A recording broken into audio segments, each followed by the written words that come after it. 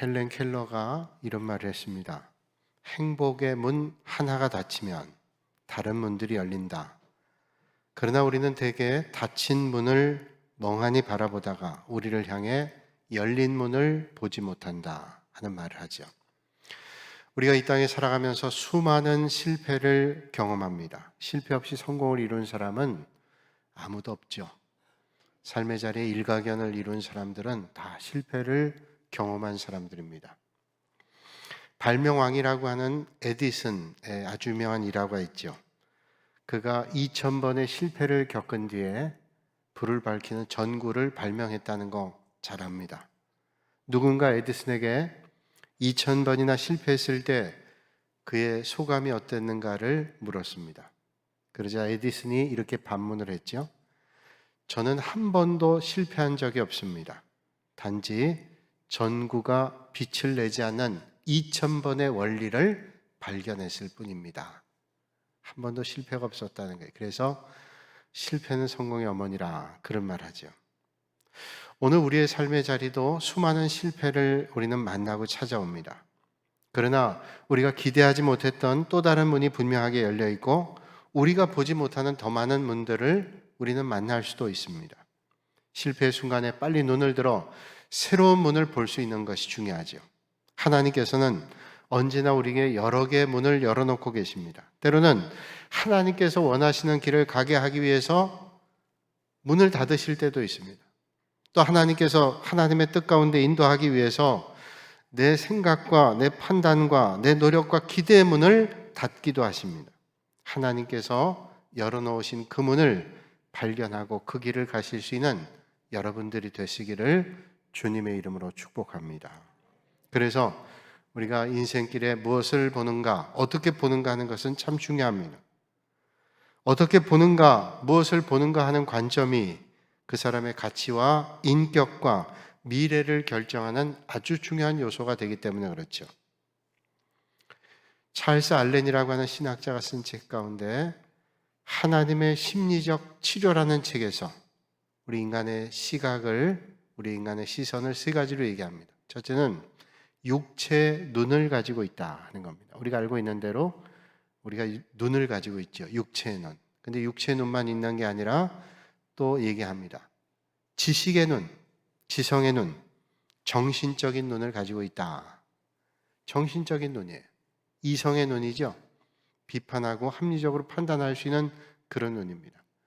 그런 합리적, 이성적 눈을 가지고 진리에 다다를 가능성이 상당히 많죠. 그러나 영원한 진리를 찾는 것은 그런 정신의 눈, 지성의 눈 가지고는 부족합니다.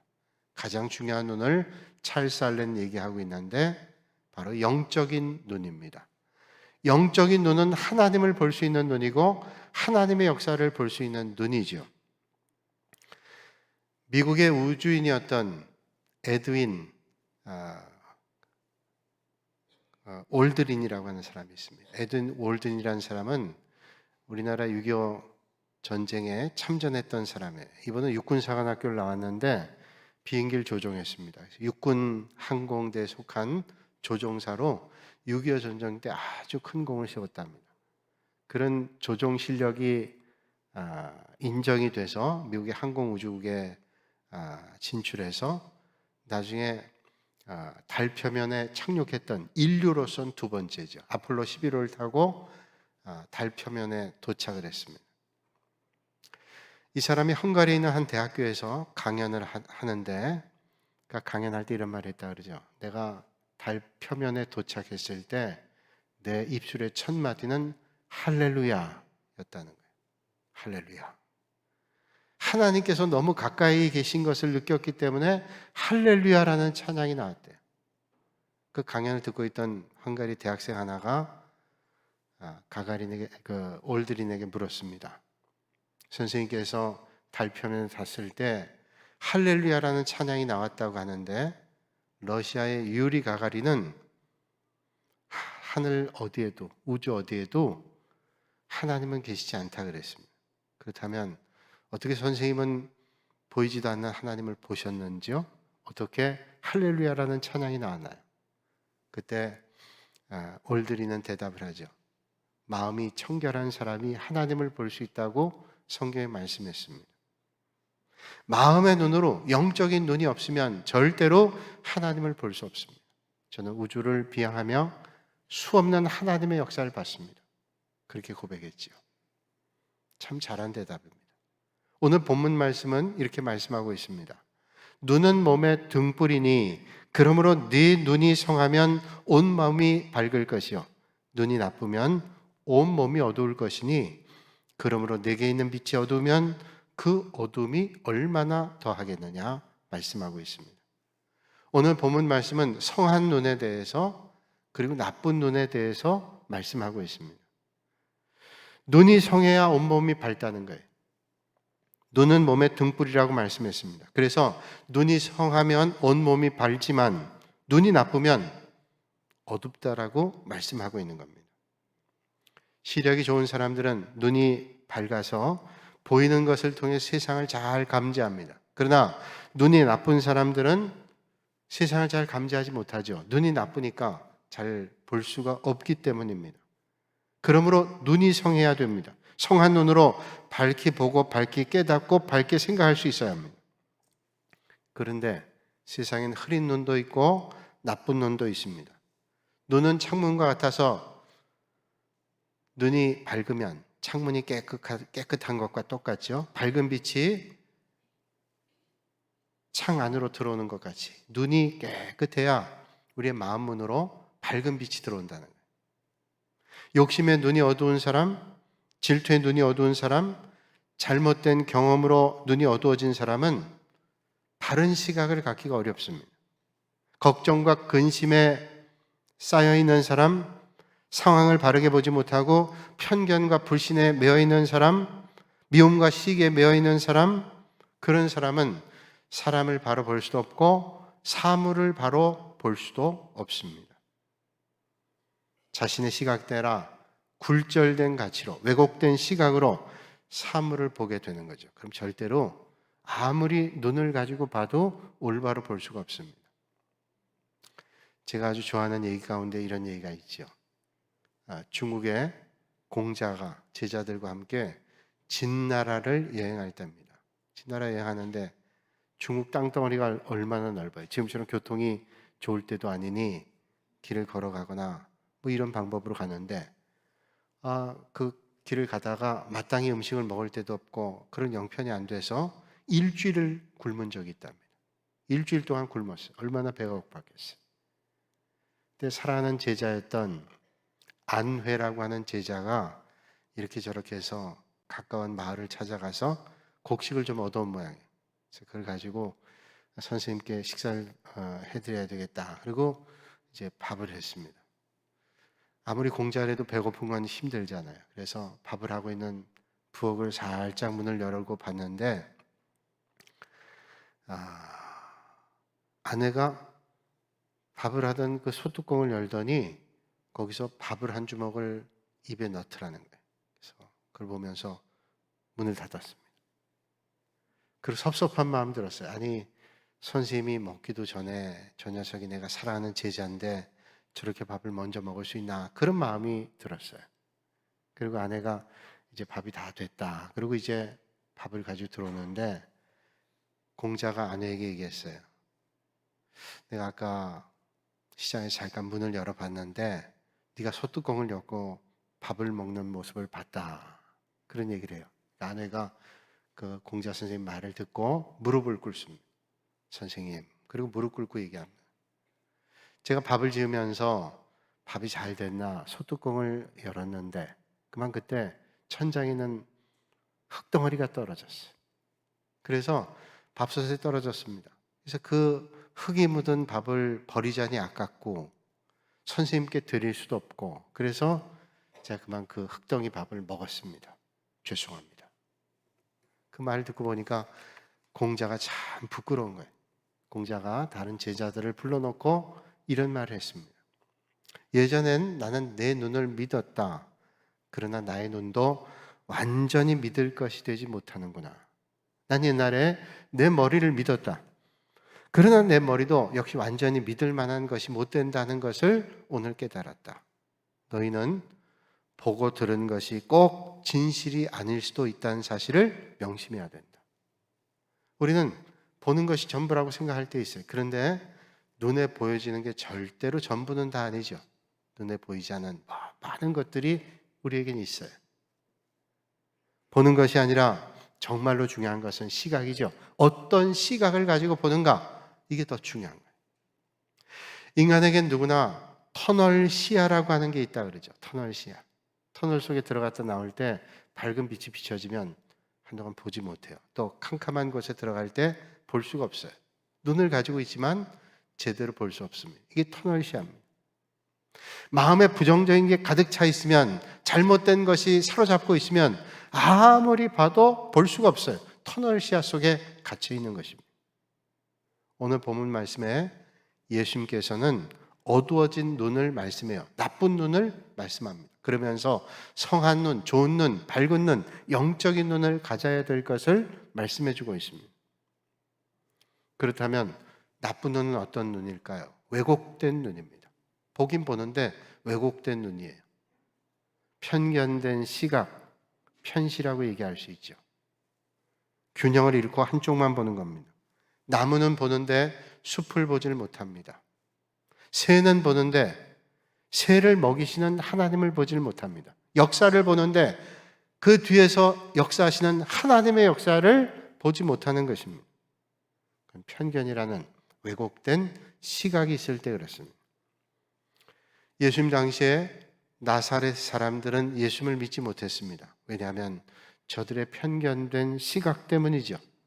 어떻게 나사렛 같은 곳에서 그런 분이 날 수 있어?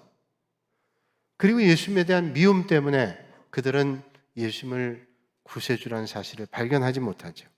이 편견의 눈, 마음은 올바로 볼 수가 절대로 없습니다. 옛날 유럽에 미움에 가득 찬 사람이 있었다 그랬죠. 그래서 사람들을 괴롭히고 죽이고 뺏고 이런 못된 사람이 있었습니다. 하루는 꿈속에 천사가 나타나서 이 사람에게 말하죠. 내가 너에게 세상에서 제일 얻고 싶은 것을 네게 주려고 하는데 네가 세상에서 제일 얻고 싶은 게 하는 게 뭐냐 물었어요. 그러면서 하는 말이 조건이 하나 있는데 세상에서 네가 제일 얻고 싶은 걸 하나를 주는데 그 조건은 네가 가장 미워하는 원수 같은 사람에게도 그걸 똑같이 줄 거다. 그런 말이에요. 그러니까 이 사람이 지체하지 않고 얘기해.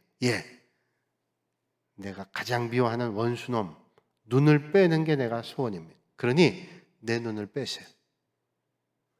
자기가 똑같은 일을 얻게 한다니까 자기 눈을 빼라는 거예요. 아니 축복된 말도 있고 복된 일들이 많은데 자기 눈을 빼라는 게 원수의 눈을 빼고 싶다.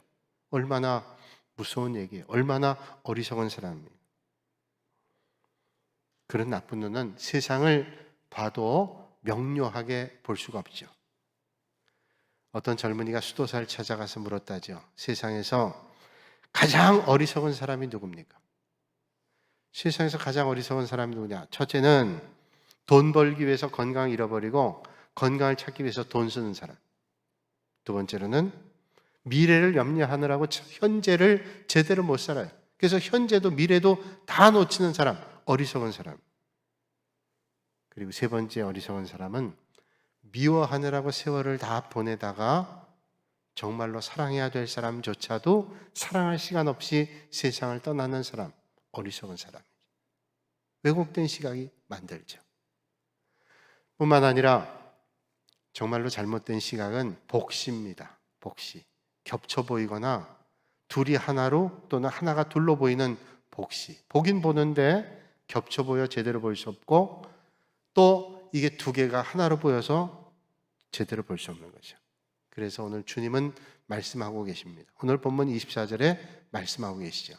한 사람이 두 주인을 섬기지 못할 것이니 혹 이를 미워하고 저를 사랑하거나 혹 이를 중히 여기고 저를 경히 여김이라.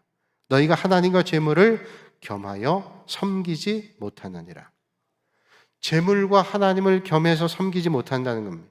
이 두 가지는 절대로 겹쳐볼 수 없다는 거예요. 재물이 있는 곳에 마음 빼앗기면 신령한 것을 볼 수 없습니다.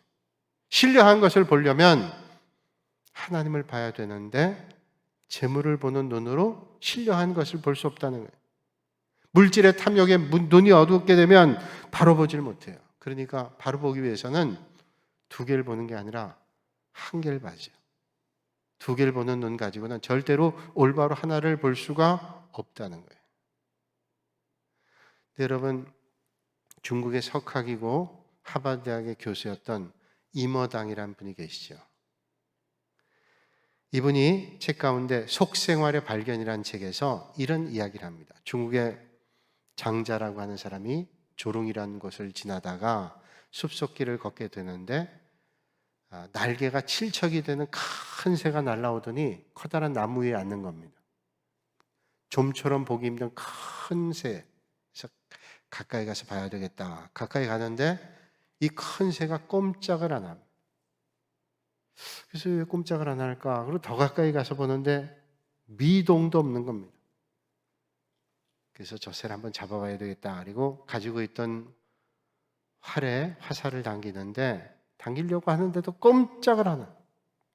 도대체 저 새가 뭘 보고 있나 봤더니 그 보고 있던 시선이 어디를 향하는가 하면 버마제비라는 새를 향해 있습니다. 그러니까 이 새가 버마제비를 잡기 위해서 가만 보고 있는 거예요. 근데 버마제비를 봤는데 버마제비도 지금 큰 새가 자기를 잡으려고 하는데도 꼼짝을 안 하고 있는 거예요. 버마제비는 뭘 보고 있나 봤더니 매미를 보고 있습니다. 매미 잡아먹겠다고. 그런데 그 순간에 그 숲속에 밤나무 주인이 큰 소리를 칩니다. 도둑이야! 자기를 보고 장자를 보고 도둑으로 생각한 거예요. 다 보고 있는 사람이 있어요. 아무도 날 보고 있지 않는다고 하는데 보고 있는 사람이 있는 거죠. 그래서 그런 말 하죠. 탐심군상이다. 우리 인생들은 그런 삶을 산다. 그런 말 했습니다. 욕심에 사로잡혀 탐욕에 사로잡히면 바로 보지를 못합니다. 보긴 보는데 정말로 봐야 될 건 보지 못해요. 하나님도 놓치고 물질도 놓쳐요. 오늘 이 아침에 헛된 것으로 어둡지 않고 하나님의 눈으로, 영적인 눈으로 봐야 될 영원한 하나님 나라를 보시는 여러분들이 되시기를 주님의 이름으로 축복합니다. 오늘 성경에 말씀하죠. 눈이 성하면 그렇게 말씀해요. 눈은 몸의 등불이니 그러므로 내 눈이 성하면 온 몸이 밝을 것이요. 이렇게 말씀해요. 눈이 성하다는 말은 헬라어로 아폴로스란 말인데 이 눈이 성하다는 말의 원뜻은 잘 조정된, 초점이 맞추어진 눈을 말하는 겁니다. 잘 조정된. 눈 조리개가 초점에 잘 조정된 거고 초점이 잘 맞추어진 거예요. 이게 바로 아폴로스라는 눈이 성한 거예요. 눈이 성한 거는 봐야 될 곳에 초점을 맞추고 보는 겁니다. 쓸데없는 거 다 보는 거 아니에요. 초점을 맞추고 봐야 될 걸 보는 것이 아폴로스요. 초점이 맞춰진 거예요. 깨끗한 시력일 뿐만 아니라 단순하고 순수해서 초점에 맞추어져야 됩니다. 초점이 흐려지면 봐도 소용이 없습니다. 우리 마음의 영혼에 초점을 맞춰야 됩니다. 더블 포커스가 아니라 싱글 포커스, 초점을 맞춰야 명료하게 목표점을 볼 수가 있습니다. 그런데 눈이 흐려지면, 우리의 영혼이 눈이 어두워지면 하나님과 물질 혼동해요. 하나님을 물질로 보고 물질을 하나님으로 봅니다. 얼마나 큰 문제예요. 하나님을 하나님으로 봐야 되고 물질을 물질로 봐야 되는데 이게 더블 포커스가 되면 하나님이 물질인 줄 알고 물질을 숭배해요. 물질이 하나님인 줄 알고 착각을 합니다. 올바로 보지를 못하기 때문에 헛된 길을 가는 거예요. 그래서 오늘 주님이 하나님과 재물 두 주인을 섬길 수 없다고 말씀하고 있습니다. 눈이 어두워서 하나님을 물질로 보고 물질을 하나님으로 보면 나중에 물질을 하나님처럼 경배하고 사랑하는 사람 됩니다. 자기도 모르게 물질의 노예가 되는 거예요. 사랑하는 여러분, 그러므로 오늘 이 아침에 성령께서 우리의 마음을 밝은 빛으로 비춰주셔서 나쁜 눈 아니라 성한 눈이 되실 수 있기를 주님의 이름으로 축복합니다. 프랑스의 장폴 카우프만이라고 하는 기자가 있었는데 베이루트에 억류가 됐어요. 3년 동안 억류가 됐습니다. 1988년 5월 4일에 3년 만에 풀려나왔어요.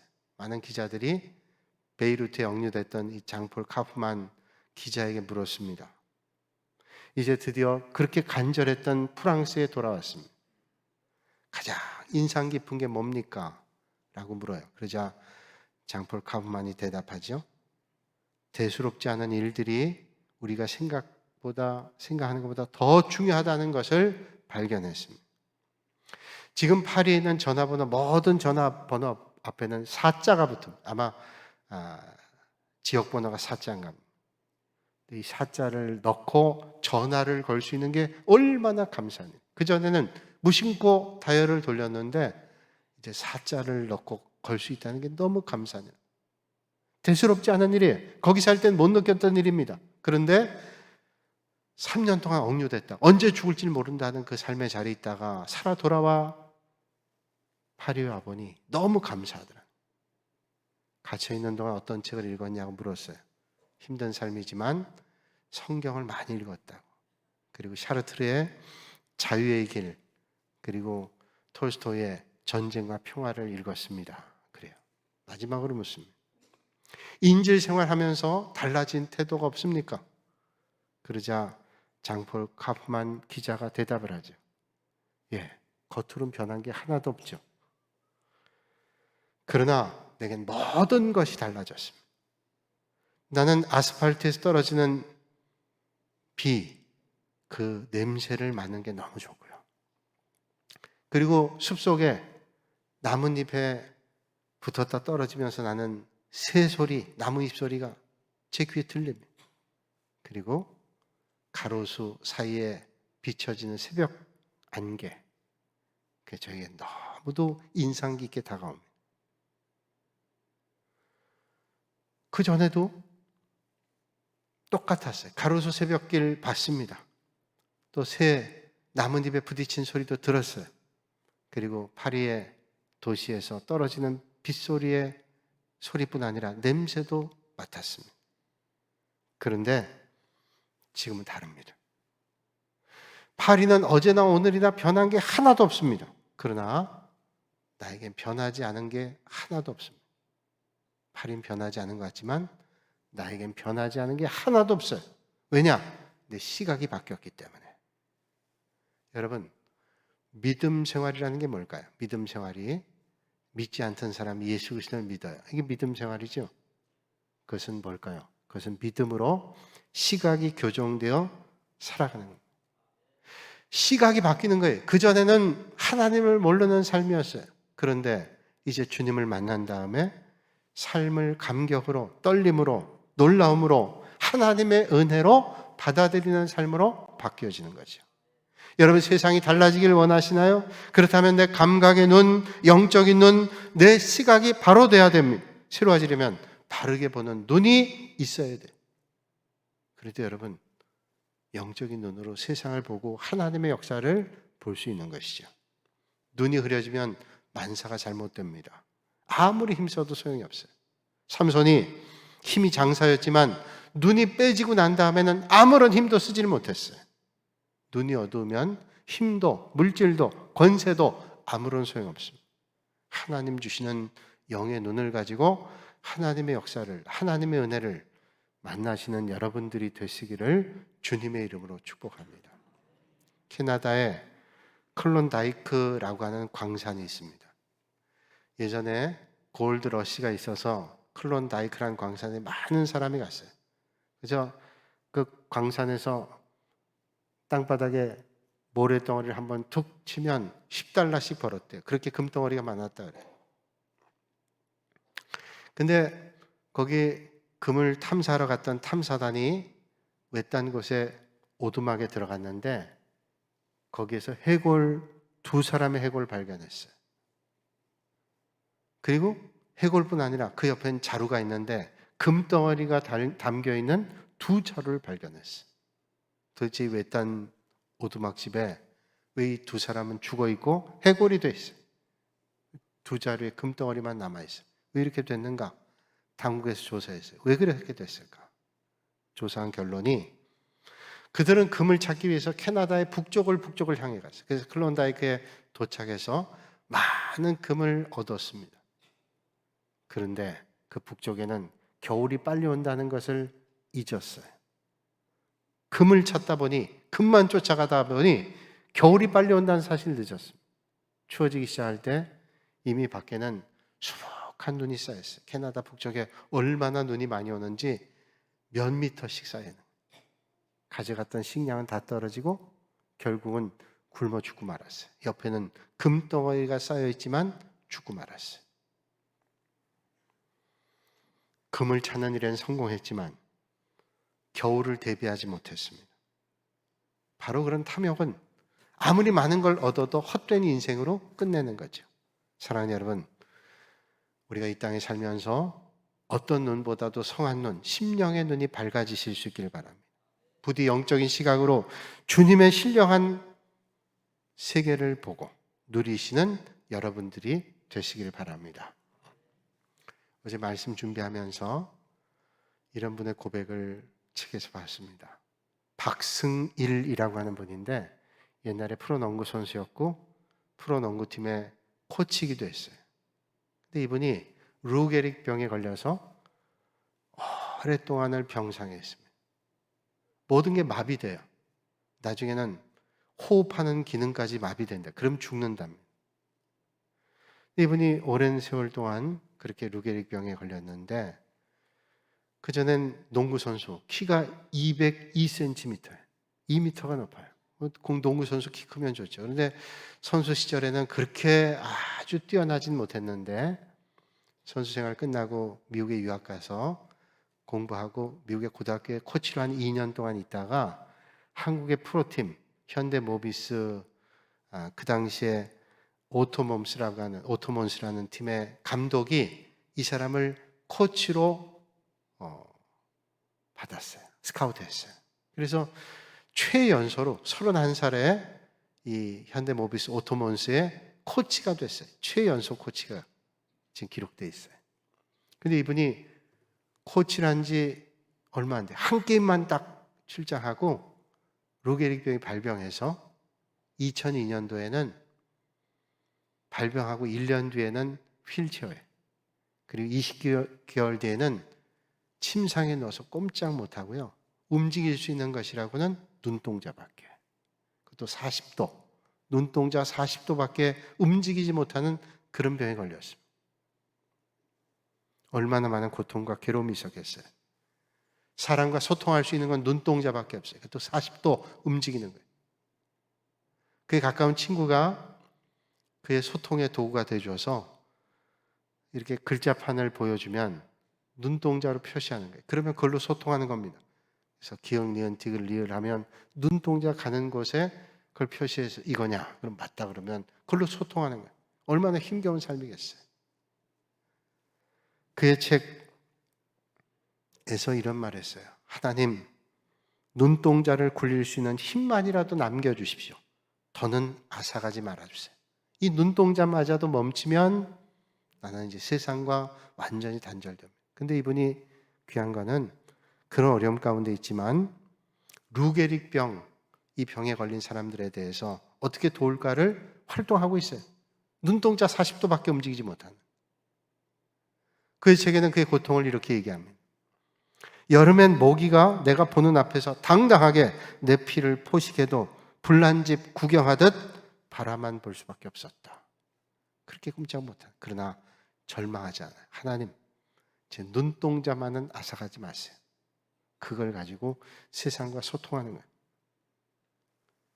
눈꺼풀만으로 소통할 수밖에 없는 인생.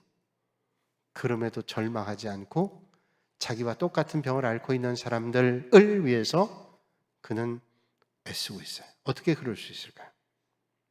사랑하는 여러분, 아무리 육신의 눈이 밝아도 영적인 눈이 어두워 헛된 인생 사는 게 아니라 하나님 주시는 영적인 눈 가지고, 성한 눈 가지고, 복된 눈, 믿음의 눈 가지고 하나님의 역사를 받고 누리시는 정말로 복 있는 여러분들이 되시기를 주님의 이름으로 축복합니다. 거룩하신 아버지 하나님, 우리는 세상이 어둡다고 원망할 때 있습니다. 그렇게 불평할 때도 있습니다. 그러면서 내 눈이 흐려지고 있는 것은 의식하지 못할 때도 있습니다. 주님, 우리의 심령의 눈을 밝혀주시고 우리 앞에 있는 밝은 하나님의 역사를 보게 하여 주시옵소서. 그리고 이 세상을 아름답게 바라보며 하나님의 역사를 믿음의 눈으로 볼 수 있는 믿음의 사람들이 되게 하여 주시옵소서. 오늘도 이 아침에 저희들 영적인 눈을 밝히 열어주시고 성한 눈, 축복의 눈, 믿음의 눈, 은혜가 풍성한 눈길이 넘치게 하여 주시옵소서. 감사드리며 예수님의 이름으로 기도하옵나이다. 아멘.